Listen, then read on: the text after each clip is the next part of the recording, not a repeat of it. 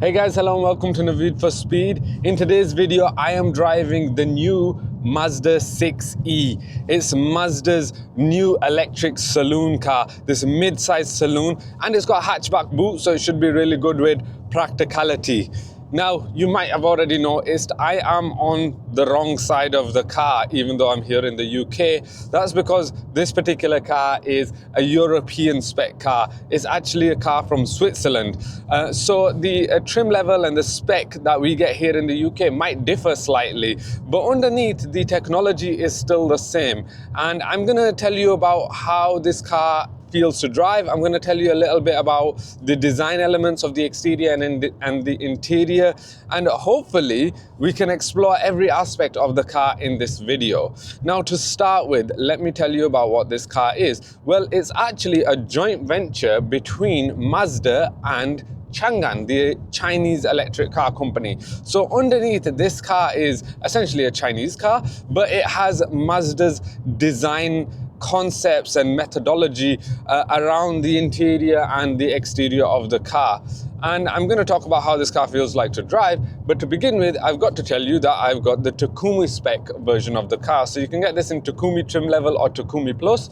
And I'm also going to tell you about the battery levels, the battery sizes. So you can get a 68.8 kilowatt hour battery.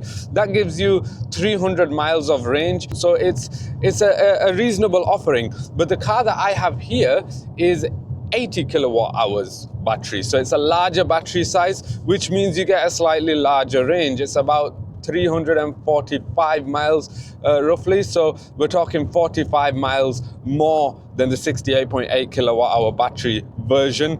And it does 0 to 60 in around 7.8 seconds, whereas the smaller battery does 0 to 60 in around 7.6. So roughly the same amount of time. But this particular car, the 80 kilowatt hour battery version, does not charge as quick as the 68.8 kilowatt hour version, and that's because the batteries are slightly different underneath. The design of them, the way that they are built, the chemistry of it is slightly different. So with that in mind, this particular car charges slower, and so you can get as a 10 to 80% charge in around 47 minutes. So it's considerably slower, and personally I don't think that's quite competitive. So the 68.8 kilowatt hour version might be the one to go for.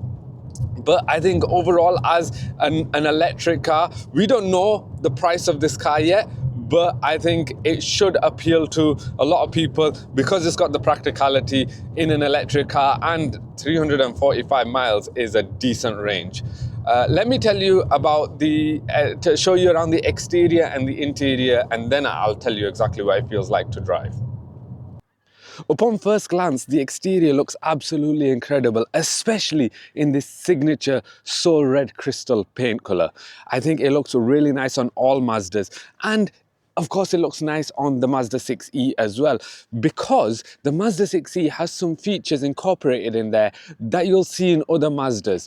And I think it suits the car really well. We'll start over here at the front, because the car has this sort of shark nose thing going on over here, where it's sort of extended out at the top. And then you've got this sort of grille area, which again doesn't need to be a grille because it's an electric car, but it suits the car really well, incorporating traditional Mazda design into this modern version of the car. You've got Mazda's logo over here, the sort of 3D, 2D thing going on here. I'm not really a big fan of those because they can get quite dirty, but it suits the front end of the car really well. And you'll notice this light that goes along the wings as well. This light actually pulsates when you are charging the car, so you know that the car is actually charging. And then as we come towards the side of the car, you can see more lights over here. On the side area over here, you've got this sort of air curtain that directs air to the side of the car. Just a very minor design detail, but it suits everything really well. Let's come towards the side of the car, because over here you'll notice 19-inch wheels. 19-inch wheels across the Takumi and the Takumi Plus spec, and on this particular car they're sitting on these Michelin e-Primacy wheels, so it should be quite grippy, and which is quite needed on a day like today where it's quite wet and quite oily on the road, so grip is going to be important there. As we come further towards the side of the car, you'll notice these door handles flush with the side of the car for aerodynamics, but as soon as you want to open them, they can they will just pop out like that. And you'll also notice frameless doors. I think that adds a little touch of elegance in there, and that's what Mazda is known for, that Japanese design language, that airy, elegant design, especially on the interior of the car when I take you in there. The length of the car just under 5 meters. It's about 492 meters long, and the wheelbase is about 2.8 or 2.9 meters. So it's a relatively long wheelbase, which means inside you should have a lot of leg room, especially for rear passengers. As we go towards the back of the car, you'll see, first and foremost, you'll notice this spoiler over here. This spoiler can be deployed at speeds, certain speeds. I believe it's over 50 something kilometers an hour or miles an hour, but that deploys and it can actually reduce lift as well. So it has an actual benefit. It's not just there to look nice. And you'll notice these rear tail lights, which are again signature Mazda design, which you'll find in other cars like the Mazda 3, but also you've got this floating light bar area over here, which I think it suits the car. It kind of ties in with the design language from the front of the car to the rear of the car as well, and that also pulsates when the car is charging to let you know it's charging. You'll notice over here Mazda lettering. You don't get a Mazda badge at the back, you get Mazda lettering. So this is Mazda's new design direction maybe. It's a little bit like what Skoda have done with the L-Rock. They don't have a badge at the front, they've got lettering. More minimalist, simple design. And again, you'll notice this car is on Swiss number plates because this is a European spec car. We should expect UK cars on the road in 2026, early 2026. Let me open the boot, because in here, first and foremost, you'll notice you've got this hatchback boot. You've got this big boot opening. So it's really convenient for you to get things in and out easily. And it makes the boot feel bigger as well. Back here, you get 466 litres of boot space. And if you fold the rear seats down with a 40-60 split, that goes beyond 1,000 litres. And also at the front over here, you've got a frunk or front luggage area, and in here you have 72 liters of space. It's useful for you to put charging cables, especially when they are wet, because you can lift up these bits in here, and inside you've got 72 liters of space, and you've got a drainage hole as well. So if it does get wet and water does collect, you can drain it all out in there. That's quite smart thinking when it comes to wet charging cables. If you thought the exterior was typical Mazda design, quite elegant, quite smart, the interior is the same thing. We know Mazda to be quite meticulous when it comes to crafting their interior. They have those Japanese design theories, and that's kind of what you get over here, because of course this car is a joint venture with Changan, but obviously Mazda have given it its own design personality. Let me start with the steering wheel over here, because you get this leather steering wheel with a bit of a flat bottom. It's quite chunky over here with contrasting stitching, and you get some of these buttons on there as well, which they are actually buttons. They're not those haptic feedback touchpads as well. So you're probably not going to touch them accidentally. And you can use those to change a lot of features. Especially over here, you've got these 2 star buttons, which you can use to create shortcuts. So for example, because the drive mode selector is over here on a stalk, and you've got your lights and your windscreen wipers on the other side, you can actually set these to be, you know, your headlight function or your windscreen wiper function as well. So you can actually use those, and they're quite useful. Over here, you've got a 14.6 inch infotainment screen, which is quite useful to change a load of function. You've got a load of shortcuts at the bottom here, which you can customize, and you can change what you want to, which functions you want to get to more often. So that's quite useful down here. You can change, you can have a look at a load of things over here. So you can extend the rear spoiler, you can open the boot over here as well, and then you can change different features of the car using this button down here, especially some of the smart driving features like your lane keep assist and that kind of stuff. You can change your driving modes, although you've got that as a function over here. And in front of the driver, just over here, you've got another screen over here, which is a 10.2 inch screen, which gives you drive information like your speed and your range and your tire pressures and all that sort of stuff. That is quite reminiscent of Chinese design in some of the other Chinese cars that I've seen. So I can see a little bit of that joint venture coming through. The rest of the cabin is actually quite nice. It actually feels like a Mazda as well. You've got these leather seats. Now, I will mention that this is a Takumi spec car. Okay, yes, it's a European spec car, so we're going to see maybe some changes in the UK spec cars. But you've got, in the Takumi spec car, you can either get beige or black leather. And in the Takumi Plus, you can get tan leather. But I think this black leather looks quite nice, even though it does feel somewhat dark in here because you've got this tinted panoramic sunroof, but it does let some light in here as well. And in general, the interior does feel quite airy. It does feel quite roomy, so that's good. On the center over here, you'll see cup holders in the middle with this sort of chrome design going on around the outside, which is quite contrasting to the black leather, but it works. And then you've got charging port over here for your phone, and you've got just more area over here just to store your phone in this floating sort of center console area, so you can store stuff at the bottom over here, and that's quite useful.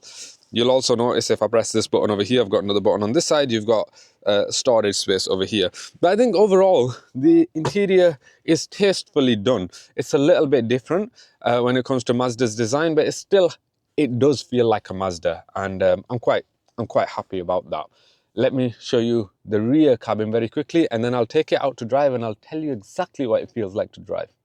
There are two major things that you'll notice back here in the rear cabin. The first is that it's quite dark in here, and that's because of this rear privacy glass that you have. And of course, because this being in the black leather trim spec, it feels a bit darker in here as well. But the second thing you'll notice is the legroom. Do you remember I told you about the wheelbase? Well, it does actually translate to a decent amount of legroom. And the front seat as well has not been put forward. But if you want to, you can actually put the front seat forward by using the buttons on this sort of little touchpad over here, and I can move that as far forward as I want. As a passenger, if I'm being driven in this, if I just want to relax, I can put that far forward, and I can then just spread my legs out.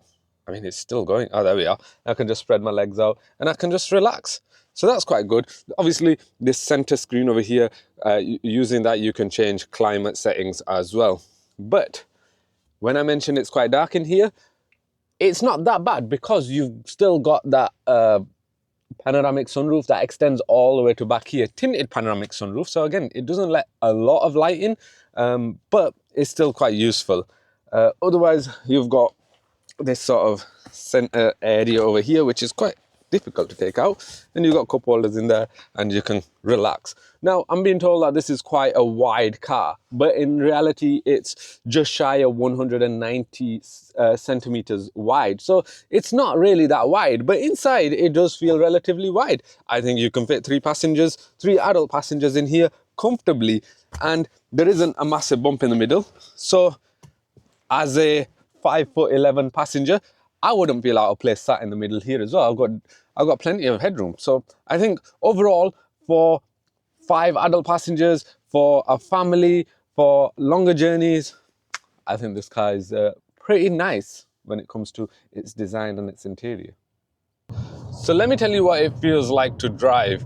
The first things first, I've got to talk about the seating position. And I think the seating position is actually quite comfortable. It's quite nice. It's exactly where I want it to be in terms of I can adjust myself in front of the steering wheel. I've got great visibility out the front. Visibility out the rear isn't amazing because of how much room you get because of that hatchback boot in terms of the rear window.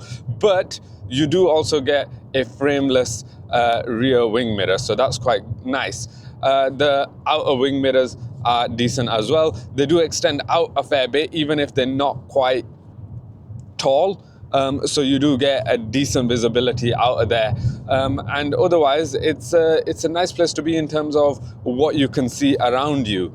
In terms of the comfort levels with the suspension and the drive quality, I am certainly feeling a lot of the road bumps and the imperfections in the road currently. Because I'm in a European spec car and I'm on this side of the road, I do find myself constantly swaying into the middle and catching the cat's eyes on the middle of the road. So I am feeling those quite a fair bit. maybe this car wasn't necessarily designed for the UK roads with all our potholes and our bumps in the road. But I think otherwise, once you get this car on, let's say a motorway, for example, it is going to be really quite smooth. And I am feeling that there's a certain amount of agility to the car because it's not just another generic electric SUV. So that's quite good. I have found moments where I was on loose gravel, for example, where when I brake, the car struggled to brake a little bit, locked up a little bit. So there might be some refinement issues there, but otherwise I think it's for everyday use, for practicality, for driving around the city and parking in car parks, for example, easy to maneuver. What is also convenient in this car is when you put the indicator on, you also get a little screen over here where the camera shows you your surroundings, whether you put your left or your right indicator on, just in case you might be hitting a curb or there's traffic coming from there, a cyclist, or for example, just to see a blind spot. So that's really quite convenient. And also for parking, what's quite convenient is you get a 360 degrees camera, which has a 2D and a 3D function as well. So you can accurately park your car quite easily when you're in a car park at the supermarket, for example, just before you go into the supermarket, get your groceries, fill up the boot. Overall it's supposed to be a practical car, and I can see how it's designed more for everyday use. So I think overall, as an all-round package, I think it's well designed, well put together. And when you consider the design element of the Japanese Mazda design features, I think it comes around as an overall as a really nice car. Before I finish, I just want to talk about the brakes, because I found the brakes to be a little bit spongy. You know, as I'm slowing down, I just slowed down from 60 miles an hour to 40 miles an hour. And as I slowed down, I felt like I had to put a little bit more brake input than what I would normally expect. It sort of continues to glide a little bit as you put some brake input. So you really have to get to the sort of bottom end of the brake pedal travel in order to really put the brakes on. But otherwise, I think it's quite nice. Let me put the car into sport mode, and oh, there you go. Now, for some reason, I can feel there's sort of more regen in here as well, which I think is there to encourage you to accelerate a little bit more. The steering feels a bit heavier now, which is quite nice. There's a bit more feel in there as well. The suspension still kind of feels the same. It does feel a little bit tightened up, but I can still feel some imperfections on the road, and we do have to bear in mind that the road that I'm on now, the road surface is a little bit more smoother, and I'm not driving as fast, so I'm still feeling those imperfections in the road in sport mode. So that's worth noting as well. But I think overall it's a pretty cool car, and yeah, I think when we see the price of the car, then we'll get a better understanding of how it sits in the market. But for now, I think Mazda have done really well with designing this car. Anyway, I hope you enjoyed this video. I hope it's been quite useful. Let me know what you think about the Mazda 6e. Let me know if you're interested in buying it, because I think it is quite an interesting prospect. And I hope to see you on my next video. Thank you and take care.